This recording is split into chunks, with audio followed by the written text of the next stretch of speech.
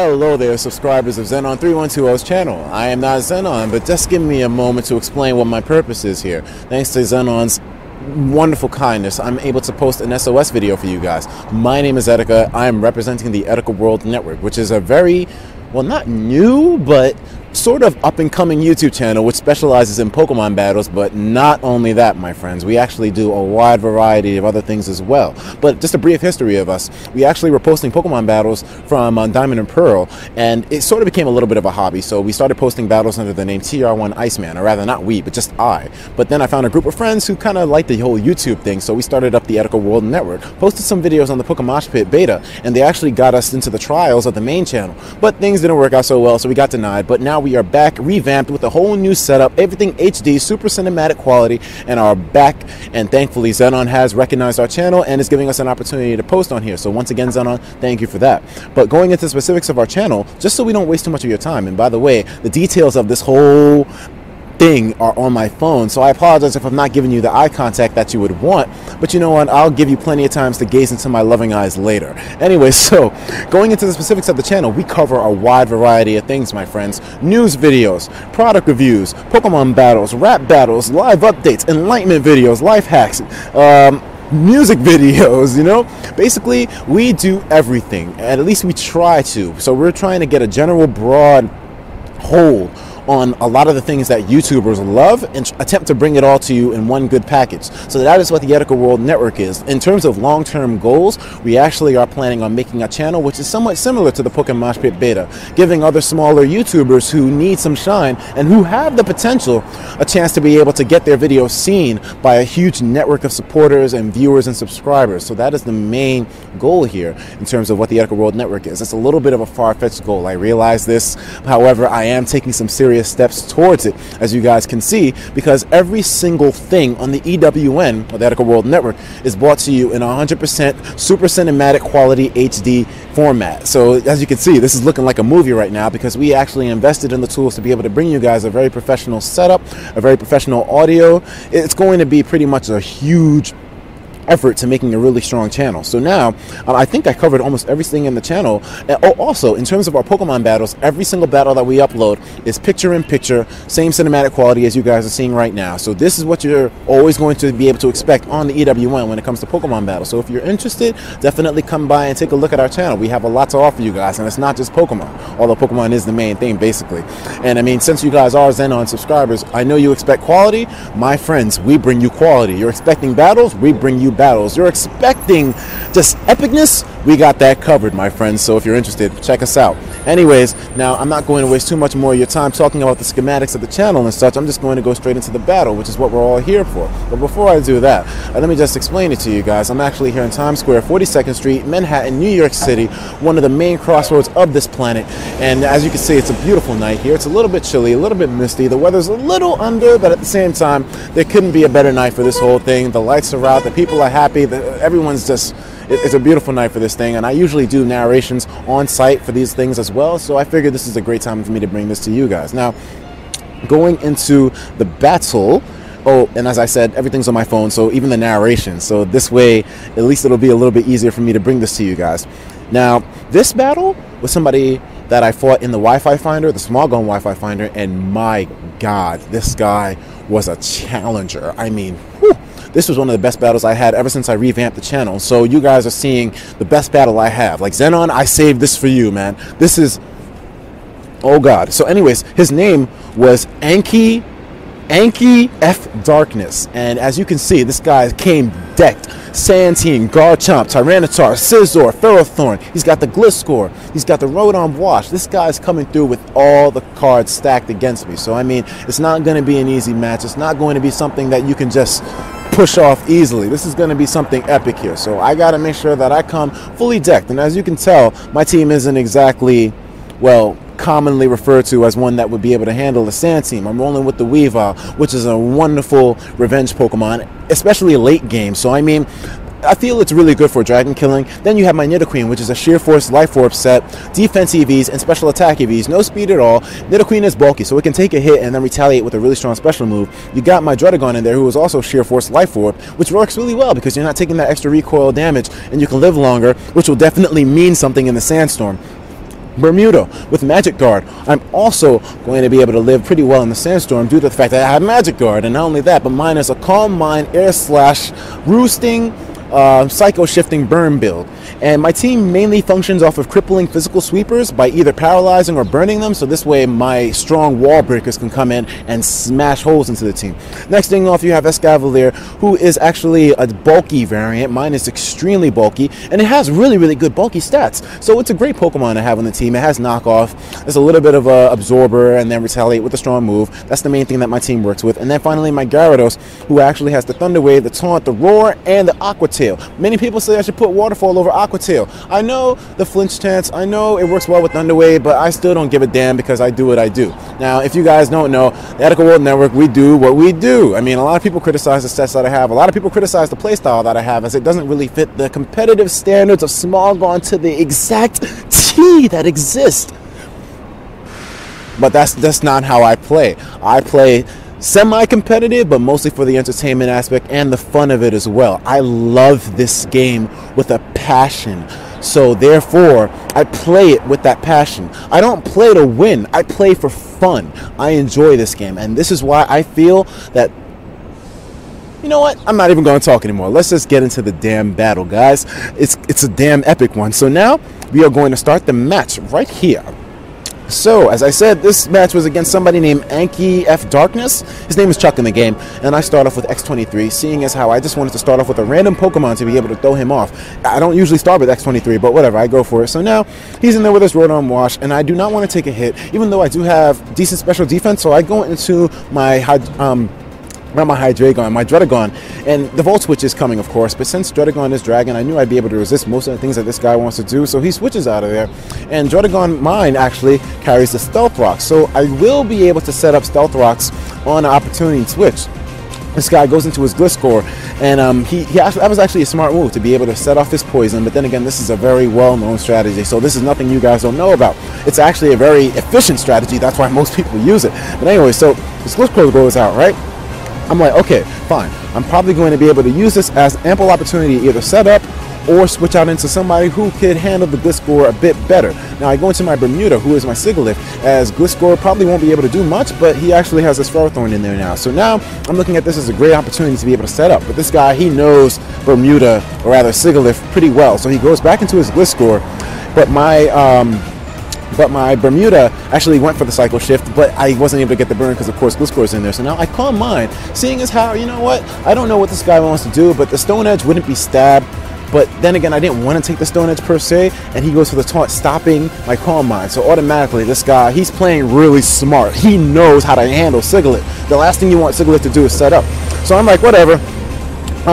He goes and stops me from setting up, but it's not really that big of a deal because I figured I would just go for the Air Slash anyway, since Gliscor's special defense is nowhere near as good as his regular defense. But the Tyranitar comes in, and not only that, but the Air Slash misses. So whatever, Bermuda, get the fuck out of there because you're not equipped to handle a Tyranitar. Go in there, Virgo, because I figured that this guy most likely would not go for a move on the first turn and set up a sub or a Dragon Dance. So I figured Virgo can go in there, and since I have defense EVs, I can take anything this guy wants to throw at me.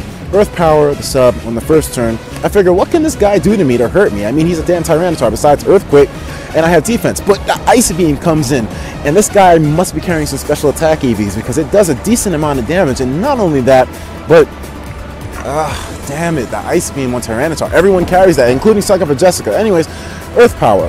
Now, this guy does have Sandstorm up, and he is a rock type, so I know it is not going to finish him up, but it will do an ample enough amount of damage. Now, here is a questionable play that I made. Why did I keep my Nidoqueen in when I could have switched into somebody else that could take the Ice Beam better and then retaliate with another move? I didn't want to over-predict here, because what if he did go for the Stone Edge that turn and I sent in my Weavile as I did now? I didn't want to risk too much stuff. I need to be defensive, but you're going to see that I need Nidoqueen later on in this game. So, of course, he switches out because no Tyranitar wants to stay in on a Weavile. I go for the Fake Out. I figured he would probably go into maybe his Gliscor or something to absorb a hit, but he goes into his Ferrothorn, so he gives me extra damage doing that. And because my X23 is dealing with the Sandstorm and fighting the Ferrothorn at the same time, I'm going to get a lot of residual damage, and it's not going to be a pretty situation. It's a damn good thing I don't have Life Orb on my Weavile as well, or else it would have been taken out a while ago. But anyway, so now I go for the low kick, and because he has the leech seed with the sandstorm, with the iron barbs, it is going to rack up more damage than you can imagine. And imagine if I had the life orb as well, I would lose like almost half my HP right there. I bring out X23 because I know this is a bad matchup. I need it later on for revenge killing, as what Weavile is meant to do. Now, Bermuda goes in there. Time to set up on this Ferrothorn, because I know he's not going to be able to do anything, since what does he have? The leech seed, the power whip, the gyro ball would hurt. But I have defense EVs, max defense in my Bermuda. A little bit of a weird set, but when you have the max defense with the Calm Minds and you're able to boost up, you're actually able to take a lot. I would go for the cosmic power, but I mean, I like having the attack boost rather than special attack boost. So go for the air slash again, because I figure this guy, he's not specially defensive. He's not going to be able to take this well at all, but he still goes for the taunt. So I'm like, whatever, man. I don't really mind too much. Your Gliscor is not going to be able to stay in. And of course he isn't. He switches out, goes back into his Tyranitar, but thanks to the Stealth Rocks that my Dredagon was able to set up earlier, his Tyranitar is going to take enough damage to the point where he will be able to be taken out with this Air Slash. So thank God for Stealth Rocks. It's a damn good thing I put them on the team. I used to play without them, and that was... Anyways, so now his Rotom Wash comes in, right? And I'm figuring this is a bad matchup. I do not want to fight this guy. So I go out and into my Dredagon, who is going to be able to absorb what the Rotom Wash wants to do as earlier in the battle, but I do have the Toxic, so it is going to be an ugly situation for me. But I say, fuck it, I'm going to deal with it. He goes into a Scizor now, and at this point, I do carry the Fire Punch on my Dredagon, so I'm like, okay, I can catch this guy. But his Scizor, I forget the massive amount of damage that the U-turn with the stab and the base 75 are going to be able to do. Takes out my Dredagon totally, even though I have max HP and max attack. And he goes back into his Rotom Wash, so I'm in an ugly situation here. And I'm like, okay then, what can I do to be able to challenge this Rotom Wash? Let's go in there on my special defensive wall, and as you guys are going to see, it is able to take the Volt Switch decently well, considering that, you know, it is a Rotom and a stab. And I don't know what choice item he has. He might have Choice Scarf, he might have Choice Specs, but then again, it's definitely Choice Scarf, because this guy was outspeeding some shit. Anyways, this Gliscor comes in, right? And I'm like, okay then, well, I think I can tassel with this Gliscor. I stay in there and I decide this Gliscor is going down. So he starts to fight me, and it's a huge Star War from here, but it doesn't last too long. Don't worry, I would speed it up if it did last that long. Anyways, goes for the Earthquake, right? I test the Iron Head to see how much damage it would do. Now, seeing as how that did a pretty decent amount of damage, as you guys can see, I'm figuring, okay, I can go for another Sword Dance and live, and the Earthquake as it is, and then finish him off with the Iron Head on the next turn, because if I didn't Sword Dance this turn, the Iron Head wouldn't be able to finish him off on the next turn. So I say, whatever, fuck it, let's just go. Sword Dance, boom.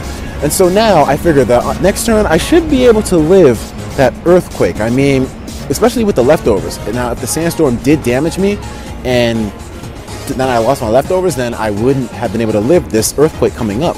But thankfully, the Steel type resists that Sandstorm, so I'm able to stay into the game here, and then go for the Iron Head here, which will take out this Gliscor after that second Sword Dance. So pretty good move on my part, even though I did have to sacrifice a lot of HP.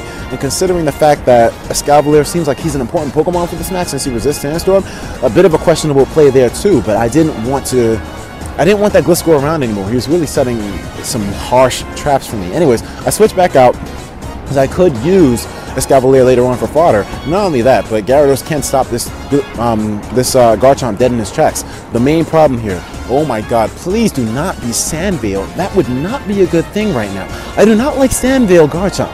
But so the Intimidate is able to take his attack down, but you're going to see this Rock Slide still does an immense amount of damage, guys, and it's like, damn, you know, I thought the Intimidate was supposed to stop that setup, so I'm like, okay, Aqua Tail this guy, let's just see how much damage it would do. I mean, it's a neutral hit, he has Rough Skin. Okay, cool, so I don't have to worry about him dodging all of my moves now, but this is still a problem because the Sandstorm is going to leave me with an amount of HP where I don't know if I'll be able to survive the next Rock Slide, so I just go into my Escavalier, not predicting this. He goes with an Outrage because I guess this guy was like, okay, he's gonna switch, let me catch something on the switch. You catch my Escavalier. So Escavalier goes out.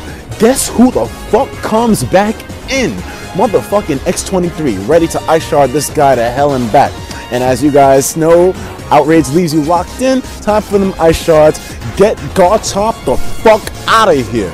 My friends, it is a wrap for this guy. So a huge threat of his finally taken out, even though the Garchomp didn't really seem to do much other than damage Gyarados. But hey, it works out in my favor. The Garchomp is done, and that's all I cared about. Now his Ferrothorn comes back in. Not leaving X23 in there with him when I have other options. Bermuda, it's time to set up. Hey man, get those calm mines up. It already has max speed anyways, and it resists almost everything Ferrothorn wants to do, including the leech seed thanks to Magic Guard. So hey, I can go in there and set up pretty easy and not have to worry about much. But he knows I have the Psycho Shift. So he goes straight into his Rotom, but he figured that I wouldn't go for the Psycho Shift there. So whatever, he stays in with the Rotom. I stay in because I'm like, whatever, I'm a boss, fuck it. I go for the Calm Mind, and I figure, okay, with the Calm Mind boost, I should be able to live whatever this Rotom wants to do, except for the fucking trick. And oh my god, as you can see, this is not going to be a pretty situation here. He gives me the Choice Scarf, takes my burning for orb, so I mean, at least he does get burned, so that will give residual damage along with the Sandstorm to be able to take this Rotom out really quick.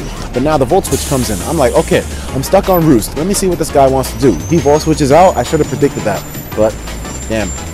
Even if I did, he would have hit something with the Hydro Pump. So I was like, whatever, no problem at all. But now this guy has his Scizor in there. I think we both have 2 Pokemon left at this point. No, I can't remember how many Pokemon each other has. But still, when I see this Scizor, I'm like, Gyarados, get in there. Because as you all know, Gyarados, hey, nice guy. Gyarados stops Scizor in his tracks. So I'm like, okay, deal with that, Gyarados. Intimidate this guy, make him go out. So now he U-turns out, of course. He doesn't want to stay in that bitch at all. Goes back into his Ferrothorn. I'm like, okay then, let's see what we can do here. What I can pull off, most likely, is maybe thinking about sending in Weavile and just dealing with the Ferrothorn as is, because with the low kick I should be able to take down this Ferrothorn, or I could possibly go into Bermuda, and I figure Bermuda is the better option since it will be able to at least air slash the guy to death. I can rely on hacks. Call me crazy for doing so, but I think that the air slash reliability is justified in this situation because this battle is getting close and down to the wire. So the air slash starts to come through, as you guys are going to see. I'm getting some cookies here in this battle.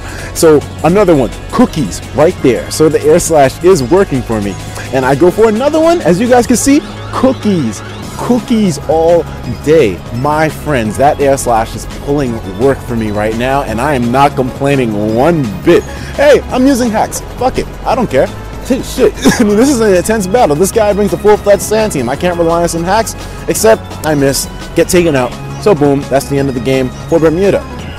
2 Pokemon left. I have 2 Pokemon left. How am I going to pull this off? You guys will see. X23, go in there. Now, remember, all that residual damage, that is exactly what's going down here. This guy's protecting, letting that Sandstorm damage rack up. Then he knows I'm going to have the Iron Barb damage rack up as well when I hit this guy.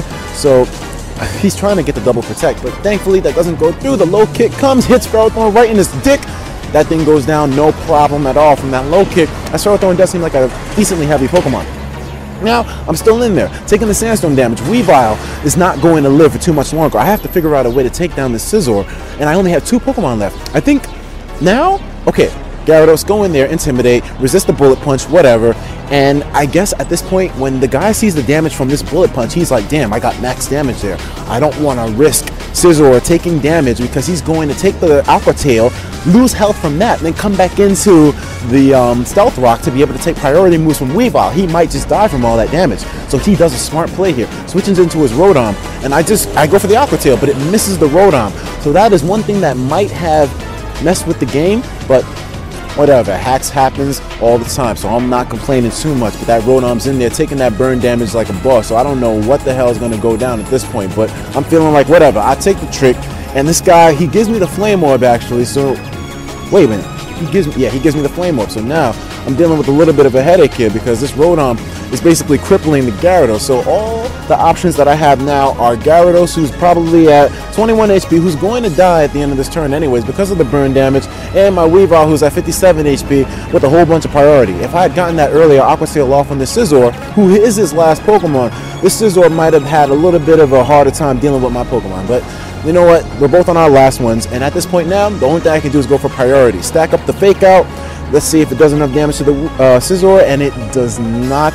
But couple that along with the Ice Shard, and you guys will see what the hell goes on in this situation. The Ice Shard comes in. Am I able to take the Scizor down? I sadly am not, and on one, his Scizor is able to bullet punch me and take out my Weavile. So my friends, that makes the game close right there, which is one hell of a finale. A 1-1 defeat, but in my opinion, I don't really give a damn who wins or who loses, because that battle had me sweating at the end of it. It was like I popped a molly or something. I couldn't believe how crazy that battle got. It is Pokemon, but my God, I take that game seriously. And when I play, I don't play to win. I just play to have one hell of a game. And my friends, that worked out exactly. That's exactly why I'm broadcasting this to you right now. So I mean, once again, thank you for having me on this channel. I really appreciate it. Xenon, once more, you're a great dude for letting me host on your channel. All your subscribers, I hope you guys enjoyed this. I mean, it is a little bit of an impromptu thing, and I am somewhat of a random black guy who looks like Will Smith on your YouTube channel. But I mean, hey, if you like the shit that I do, if you like the battle, this is everything that we do on my channel and more. A lot of variety on my channel, a lot of things different. We have a ranking system, bronze, gold, silver, that's the order, of course. And we basically just do a wide variety of promotional videos and such, music videos, product reviews, things like that. So if you did feel the content, then by all means, come by to the Etika World Network and give it a try. I think you might like what you see, even though we don't only do Pokemon, but we do mostly Pokemon. So that's all it is. I mean, this video went on long enough anyways. My name is Etika World Network. Thank you for supporting the Etika World Network, Xenon, and I'll talk to you guys later on. Take care of yourselves, and please have a good one.